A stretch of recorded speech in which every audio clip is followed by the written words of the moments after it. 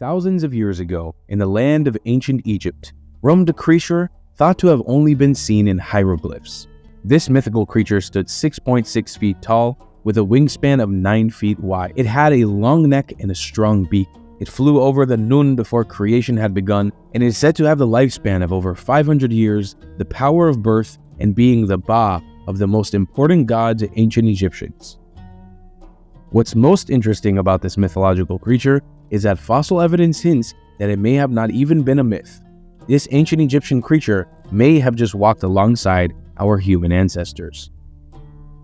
This is Benu, the heron of ancient Egypt. For generations, humans have been telling stories, tales, and legends about creatures found all around the world. From the griffin to the chupacabra, and from the leviathan to the Chinese dragon. It's high time we set out an adventure to learn about them all. This is an expedition for the mythological. Welcome to Mytho Safari.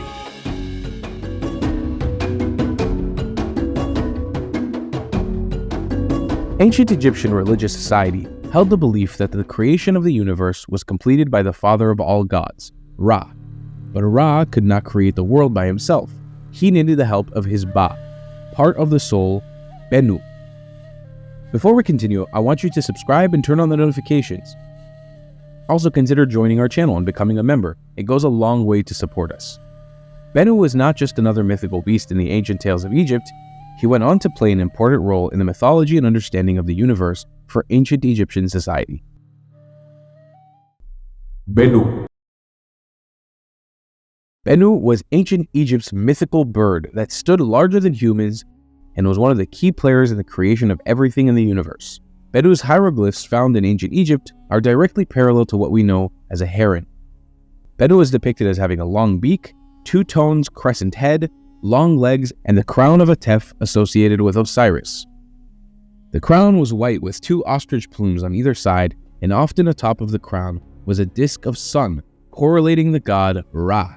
Benu is linked with the sun, creation, and rebirth, and is often associated with different gods to correlate these attributes.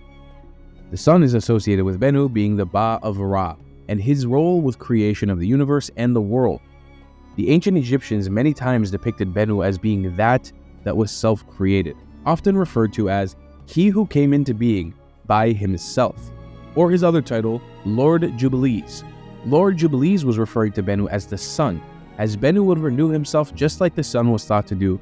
Often, Benu was referenced with the Egyptian verb wubn, meaning rise in brilliance or to shine. In many hieroglyphs, Benu was often carved or painted wearing the crown of Osiris, known as the Atef crown. The Atef crown combined the hedged white crown of Upper Egypt and the curly ostrich feather on either side of the Osiris cult as a symbol of the ruler of the underworld. These abilities that Benu had correlated strongly with the god Osiris, as he was known as the god of the afterlife, resurrection, and life itself. Greek historian Herodotus described his encounter with the ancient Egyptians and their description of Benu during his trip exploring the customs and traditions of the land in the 5th century BC.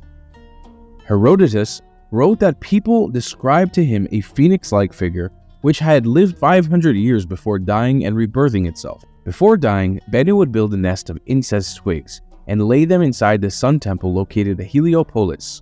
Benu would fly over the Nun towards the temple, bringing with him funerary eggs and a myrrh, a gum resin extracted from a thorny tree that was used for medicines, incense, perfumery, and mummification. Benu would use these two ingredients on its corpse after forming the nest, laying down and then taking its final breath. The mixture of myrrh, eggs, and a decaying body would create small worms in the body of Benu that would emerge and take the sun's heat, ultimately transforming them into a new, rebirthed Benu. This event would occur in a cycle every 500 years or so, or when Benu would be close to his death's door. Important to note that this is a tale from the Greek historian Herodotus' viewpoint. There isn't any actual hard evidence with ancient Egyptian culture that points to Benu's death or revival through this exact process. The inspirations that the Greeks attained from the story of Benu would go on to propagate the popularity of the legend of the phoenix around the world.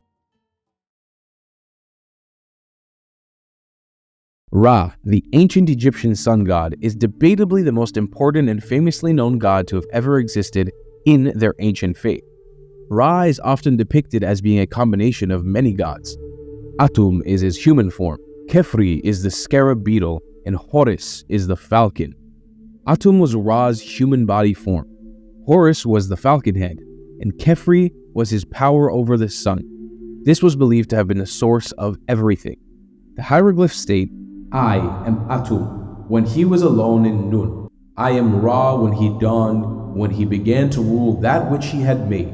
After Atum went on to create everything, his name changed to being Ra, and was then tasked with ruling the world. There are many legends and tales in ancient Egypt depicting the creation of the universe and the world, but all have one similar thing in common, the Benben stone. During the creation of the universe, Ra, then known as Atum, started creation by firstly creating himself out of nothing. The universe was brought into existence shortly after the birth of Atum, then followed by the creation of the world. Only chaos and darkness inhabited the lands and waters of Nun, leaving Atum very lonely. Nun is the ancient Egyptian personification of the god of water, which took its form as the sea.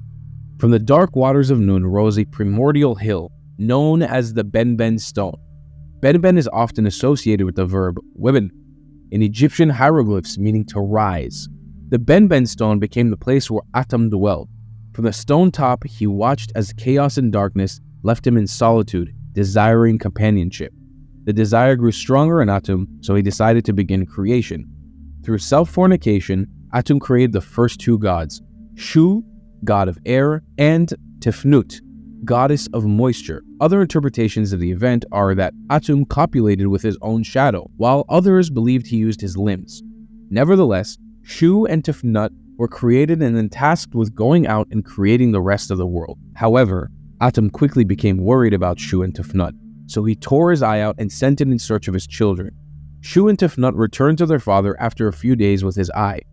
The tears of joy, knowing his children returned safely, brought tears to the eyes of Atum, which fell on the Benben stone, transforming the tears into human beings.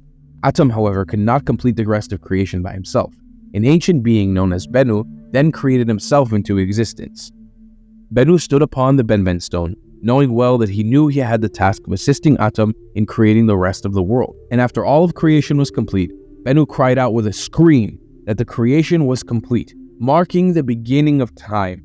Known as the Ba of Ra, he played a crucial role in helping create the world by enabling the creative actions of Atum's work. The Benben stone was of the most importance for the ancient Egyptians. It was not only the birthstone of all existence, but became the most sacred object in Egypt that was kept deep inside of temples for protection. It was notably known to have been kept inside the temples of Ra at Heliopolis, Egyptian Anu, or Lunu, and was known for being the location where the first rays of light from the sun were cast upon.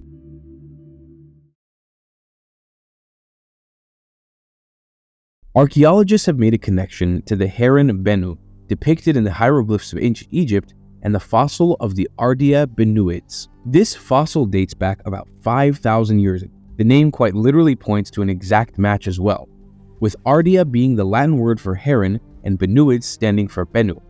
This extinct species is known as the Benu heron and a species of pelicaniforms, water birds, in the Ardidae family. The name also takes strong inspiration from ancient Egypt's Benu. This specific species of heron was known for inhabiting the present-day United Arab Emirates and is the largest living heron to date, standing 6.6 feet tall or 2 meters tall and a wingspan of over 8 feet or 2.7 meters. The fossil that was found was that of a Tibetarius fragment, which was discovered in the Persian Gulf during the al-Nar excavations.